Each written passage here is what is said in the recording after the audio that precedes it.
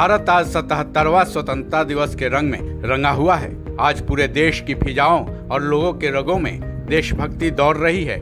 आज़ादी के 77वें पर्व पर हमारे देश के प्रधानमंत्री नरेंद्र मोदी ने दिल्ली के लाल किले पर राष्ट्रीय ध्वज तिरंगा फहराया। परंपरा के मुताबिक पीएम मोदी ने दिल्ली के लाल किले की प्राचीर से पूरे देश को संबोधित किया। अपने संबोधन में पीएम मोदी ने खास तौर से मणिपुर का जिक्र किया।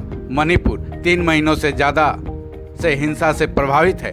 पीएम मोदी ने मणिपुर का जिक्र करते हुए कहा कि आज पूरा भारत मणिपुर के साथ खड़ा है। भारत के पूर्वोत्तर राज्यों में विशेषकर मणिपुर में जो हिंसा का दौर चला है, कई लोगों को अपना जीवन खोना पड़ा। माँ बेटियों के सम्मान के साथ खिलवाड़ हुआ।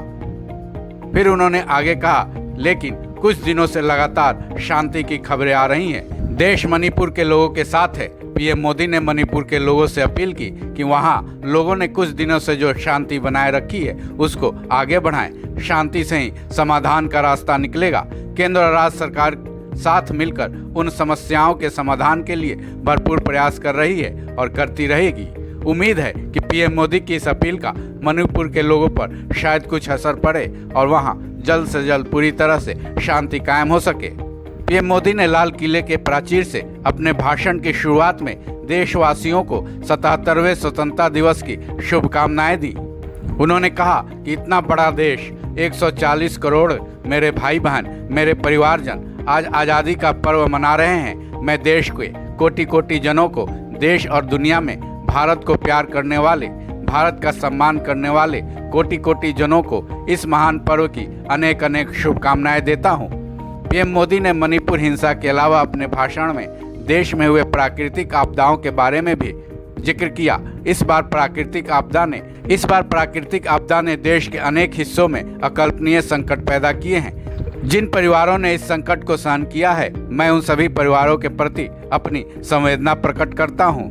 ऐसे में राज्य और केंद्र सरकार साथ मिलकर उन सभी संकटों का मुकाबला कर रहे हैं और उससे मुक्त होकर प्राकृतिक आपदाओं से प्रभावित राज्य तेजी से विकास की तरफ आगे बढ़ेंगे। मैं पूरे देश को यह विश्वास दिलाता हूं। इसके अलावा पीएम मोदी ने इनकम टैक्स में मिलने वाली छूट पर मिडिल क्लास के लोगों के लाभों की चर्चा की। कोरोना के बारे में, युद्ध के बारे में और महंगाई के बारे में भी अपने भाषण में पीएम मोदी ने चर्चा की।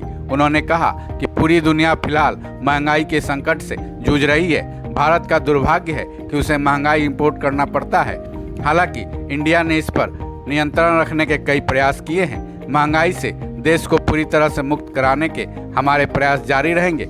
इस खबर में बस इतना ही। बाकी अपडेट्स के लिए जुड़े रहें वन इंडिया हिंदी के साथ।